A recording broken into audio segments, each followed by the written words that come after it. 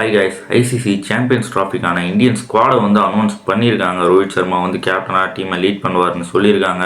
சுக்மன் கில்லை வந்து வைஸ் கேப்டனாக அனௌன்ஸ் பண்ணியிருக்காங்க. அது மட்டும் இல்லாமல் பார்த்தீங்கன்னா விராட் கோலி, ஸ்ரேயஸ் ஐயர், கேஎல் ராகுல், ஹர்திக் பாண்டியா, அக்சர் பட்டேல், வாஷிங்டன் சுந்தர், குல்தீப் யாதவ், ஜஸ்பிரீத் பும்ரா, முகமது ஷமி, ஹர்ஷ்தீப் சிங், ஜெய்ஸ்வால், ரிஷப் பண்ட் அண்ட் ரவீந்திர ஜடேஜாவை வந்து ஸ்குவாடில் வந்து எடுத்திருக்காங்க. இப்போ பார்த்தீங்கன்னா சுக்மன் கில்லை வந்து வைஸ் கேப்டனாக அனௌன்ஸ் பண்ணியிருக்காங்க.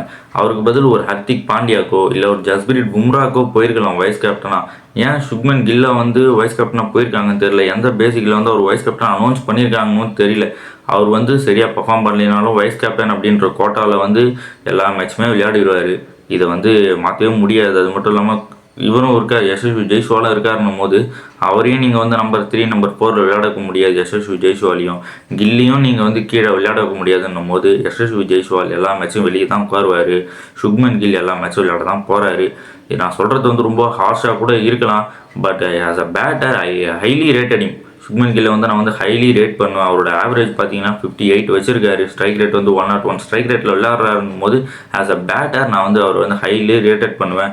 பட் அவர் வந்து வைஸ் கேப்டனாக அனௌன்ஸ் பண்ணியிருக்காங்க. அது மட்டும்தான் எனக்கு வந்து சரியாக படலை. அது மட்டும் இல்லாமல் பார்த்தீங்கன்னா உங்களுக்கு வந்து ஹர்திக் பாண்டியாவுக்கு போயிருக்கலாம் வைஸ் கேப்டனாக. ஜஸ்பிரீத் பும்ராக்கு ஏன் போகலன்னா அவரோட இன்ஜுரி கன்சர்ன் இருக்குது ஜஸ்பிரீத் பும்ராக்கு. அதனால் கூட நீங்கள் ஜஸ்பிரீத் பும்ராக்கு போகாமல் இருந்திருக்கலாம். பட் வைஸ் கேப்டனாக ஹர்திக் பாண்டியாவுக்கு போயிருக்கணும் அப்படின்றது வந்து என்னோட கருத்து. அது மட்டும் இல்லாமல் பார்த்தீங்கன்னா இந்தியாவுக்கு வந்து பேக்கப் ஃபேஸர்ஸே இல்லை.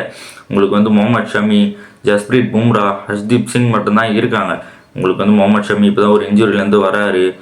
ஜஸ்பிரீத் பும்ராக்கும் ஒரு இன்ஜுரி கன்சர்ன் இருக்குன்னும் போது நீங்கள் வந்து ஒரு எக்ஸ்ட்ரா பேசரை வந்து எடுத்து வச்சுருக்கணும். ஒரு முகமது சிராஜுக்கு வந்து போயிருக்கணும். இந்தியா வந்து 4 ஸ்பின்னர்ஸோடு போயிருக்காங்க.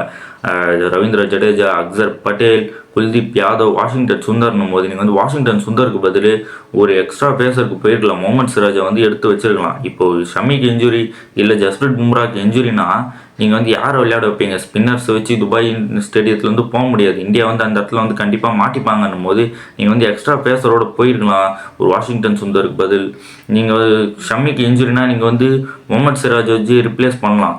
உங்களுக்கு வந்து பும்ராக்கு இன்ஜுரினா முகமது சிராஜை வச்சு ரிப்ளேஸ் பண்ணலாம். சரியான ரிப்ளேஸ்மெண்ட் கிடையாது ஜஸ்பிரீத் பும்ராக்கு முகமது சிராஜ்னாலும்.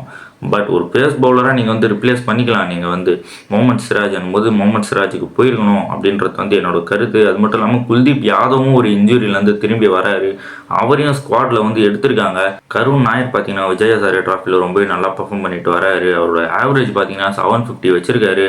அவரையும் சாம்பியன்ஸ் ட்ராஃபியில் வந்து எடுக்கலை. நீங்கள் வந்து இதை பற்றி அஜித் அகர்கர் கிட்ட கேட்டதுக்கு வந்து அஜித் அகர்கர் யாருன்னா இந்தியாவோட சீஃப் செலக்டர், அவர்கிட்ட கேட்டதுக்கு வந்து அவர் என்ன சொல்லியிருக்காருன்னா averaging 750+ is simple insane but it's squad of 15 so we can't fit everyone அப்படின்ற ஸ்டேட்மெண்ட்டை வந்து சொல்லியிருக்காரு. இது வந்து 15 பேர் மட்டும்தான் ஸ்குவாடில் வந்து எடுக்க முடியும். நீங்கள் வந்து கருண் நாயரை வந்து எடுத்துகிட்டு வந்து இந்த ஸ்குவாடில் வந்து ஃபிட் பண்ண முடியாது அப்படின்னு வந்து சொல்லியிருக்காரு.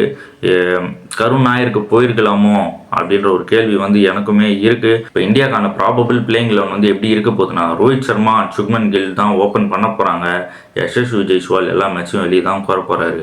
And number 3 Virat Kohli, number 4 KL ராகுல், நம்பர் 5 வந்து நான் வந்து ரிஷப் பண்ட்டுக்கு போவேன். ஏன்னா எனக்கு அந்த லெஃப்ட் ரைட் காம்பினேஷன் வேணுன்றதுனால நான் வந்து ரிஷப் பண்ட்டுக்கு போகிறேன். டாப் ஆர்டரில் வந்து எனக்கு நம்ம டாப் 5ல் வந்து எனக்கு வந்து ஒரு லெஃப்ட் ஹேண்டர் இருந்தால் நல்லா அட்வான்டேஜ் இருக்கும். ஏன்னா யசஸ்வி ஜெய்ஸ்வாலும் வெளியே தான் உட்கார போகிறாங்கன்ற காரணத்தினால நான் வந்து ரிஷப் பண்ட்டுக்கு தான் போவேன். நம்பர் 6 வந்து ஹர்திக் பாண்டியா, நம்பர் 7 வந்து ரவீந்திர ஜடேஜா. அக்சர் பட்டேல் ஒரு டீமில் இருக்கார். அவர் ரீசன்ட் டைமில் நல்லா பர்ஃபார்ம் பண்ணியிருக்காரு. இருந்தாலும் நான் வந்து ரவீந்திர ஜடேஜாவுக்கு தான் போவேன். ஏன்னா அவர் வந்து கடைசி நிமிஷத்தில் வரைக்கும் நீங்கள் வந்து அவர் வந்து ரவீந்திர ஜடேஜா வந்து கேம்லேருந்து எடுக்கவே முடியாதுன்ற ஒரு காரணத்தினால நான் வந்து ரவீந்திர ஜடேஜாவுக்கு வந்து போகிறேன். அண்ட் குல்தீப் யாதவ், ஜஸ்பிரீத் பும்ரா, ஹர்ஷ்தீப் சிங் அண்ட் முகமது ஷமி இவங்க தான் என்னோட பிளேயிங் 11 இருக்க போகிறாங்க. இந்தியா வந்து கண்டிப்பாக இந்த வாட்டி வந்து பிளே ஆஃப் வந்து ரீச் ஆவாங்கன்றது வந்து என்னோட ப்ரெடிக்ஷன். இந்தியா பிளே ஆஃப் போவாங்களா, ஸ்குவாட் வந்து எப்படி எடுத்திருக்காங்க, இவங்களுக்கு பதில் யார் யாரெல்லாம் இந்தியா வந்து எடுத்திருக்கலாம் அப்படின்ற உங்களோட கருத்துக்களை வந்து கமெண்ட் பாக்ஸில் சொல்லுங்கள். இதே மாதிரி கிரிக்கெட் சம்மந்தமான நியூஸஸ் அண்ட் கிரிக்கெட் சம்மந்தமான இன்ஃபர்மேட்டிவ் வீடியோஸ் தெரிஞ்சுக்கணுன்னா கிரிக் திஸ் சேனலை சப்ஸ்கிரைப் பண்ணுங்கள், லைக் பண்ணுங்கள் அண்ட் ஷேர் பண்ணுங்கள்.